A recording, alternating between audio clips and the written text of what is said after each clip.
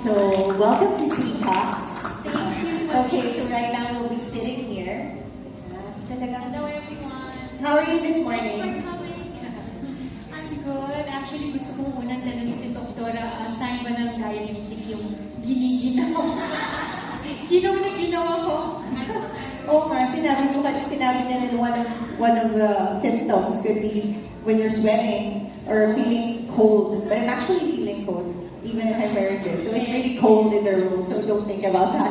So right now, thank you for giving us your time today. I want to actually talk more about your experiences as someone who is diagnosed with gestational diabetes and has history of diabetes in the family. Actually, when you look at her, she's so fit.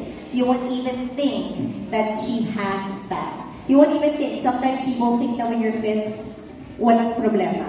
So, I want to ask, how is it? Yes, Pauline. So I was diagnosed with gestational diabetes during my first pregnancy with my firstborn, Erica, and that was 2001. So that was 22 years ago. So when I did the FSB, fasting, FSB. And of course, I had gestational diabetes. And I wasn't shocked anymore kasi lagi namin na diabetes. My brother has it. So that's why I was gaining weight too fast, too soon. So that was one of the signs, right? Like, because I was constantly eating sweets. Yeah. Because for the first time nung buntis ako, I had a sweet tooth. Usually talaga I don't have a sweet tooth. So yun na nga yung sugar ko very high. So right away, that was in Canada. We were in Canada that time. So they took it very seriously. So right away, they set an appointment with a dietitian for me. So I learned so much. They gave me a chart on what to do, what to eat, and what not to eat. So I learned so much. You were very surprised. I was not so surprised anymore because na it's genetic. So when I Yes. found out and they said right away, do you have diabetes in the family? I said yes. So that's why. That's the reason So why. genetics play a huge role, but also the lifestyles, The because you've been lifestyle. eating a lot of sweets. Yes, at that time I was eating cakes for breakfast. Masarap kasi talaga. Diba? Can I just say that yung masasarap, like the cakes and everything is just so good. Yes. But it's actually the culprit. Yun ang pinaka-culprit. Definitely. So apart from being diagnosed with gestational diabetes, you also have family of the disease. So what were the things you had to give up or, you've been conscious about because of this? Okay, so during my gestational diabetes, I had to eat 6 small meals a day, right? So at that time, I was always complaining to my husband because it was difficult. But then eventually, I learned so much. I took it seriously because I didn't want my baby to be big. Because yun din ang mangyayari if you don't watch what you eat, you will have a giant baby. And I didn't want to go under cesarean, diba? And you also have a hard time with birth.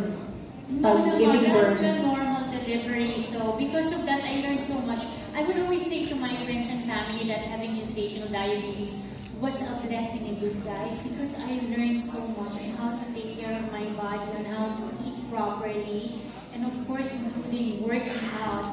And this is really the reason why for many years, for 2 decades now, I stay fit because whenever I get pregnant, I would get gestational diabetes. And yun na nga yung sinabi ni Doktora, yung mas anak high mo risk. magiging prone Yeah, sa because it diabetes. runs in the family. Yes, so because I love my kids so much, of course we all love our children so much. Sometimes I would sound like a broken record. I would always remind them, please eat well, please exercise at a young age. I really encourage them to eat properly because you might get diabetes. Yes, I actually saw how you eat.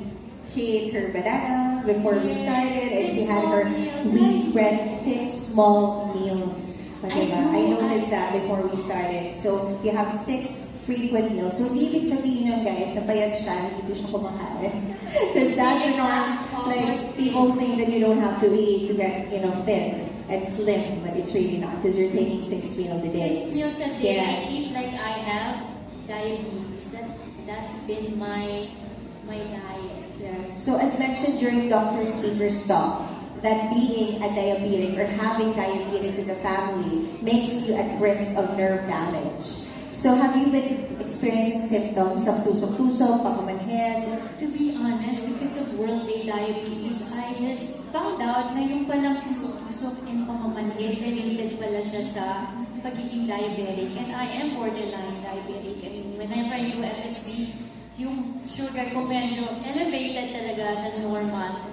Kaya yun ka, nung nalaman ko na connected pala siya because the whole time whenever I would feel pamamanhid and tusok-tusok, akala ko age-related, di ba? In fact, my OB-GYN, she prescribed it for me na B-complex. Kasi nga, kailangan na natin sa age namin. Hindi ka pa kasama doon. But I've also experienced that because it runs in the family. That's why I've been taking Eurobion. And also For you. years na, For yes. years. But now that because of World Diabetes Day, I found out na kaya pala kami pamamanhid.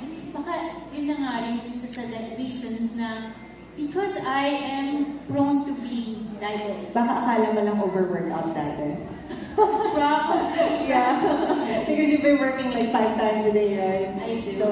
So when having experienced symptoms of nerve damage and knowing you have history of diabetes in the family, despite all these, what were the things you did to make your life sweeter? Siyempre, hindi naman pwede na walang sweet life. Dapat kasama yan. So since, I feel like I am pre-diabetic, I've accepted it. That my lifestyle would be like this, where I have to constantly watch what I eat. I have to constantly make sure that I exercise regularly because of this family history of diabetes. And for me, I would say my life is really, I am living a sweet life because I feel healthy. I feel very healthy. I feel my energy has always been good. Walang energy. high, walang low. Talagang Balance. suave lang. Yeah. Kumbaga sa color talaga, ang color ko is blue. Yeah. I'm like somewhere in the middle. I'm always somewhere in the middle. And of course, it's so important to know your signs early. And whenever I talk to my friends and family, my family, I always encourage them to really know your signs to at the know same your time. signs and Take care of the body. Take care of the body and to take the proper vitamins. And for me, Nurogen helped me to relieve my symptoms. Yes, With it the helped. pamamanhid and the tusok-tusok. And even if you drink Eurobion, you really have to watch what you eat Of as course. well. It's balance, exercise, sleep Sleep plays is a important. huge role in our life. If maybe you're not sleeping enough and you think na parang because of your job, right? You're an artist, you're an actress. So how do you manage it? When you don't get enough sleep? Oh, I really make sure that for sleep banking, I do sleep banking. That's important. So, for example, puyat ka, the next day you rest, but of course, try not to nap na rin. So, ma-reset ulit yung time mo. So, you'll still end up sleeping early. And you manage everying all at the same I time. really avoid sugary Pero drinks. sometimes better pa rin.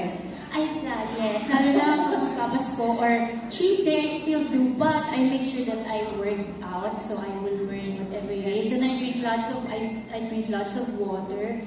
And really, yun ang sabi rin ni Doktora, ang culprit ang rice, di ba? Rice. So, Rice is life para sa iba, di ba? basic step talaga, 1 cup of rice per meal, di ba?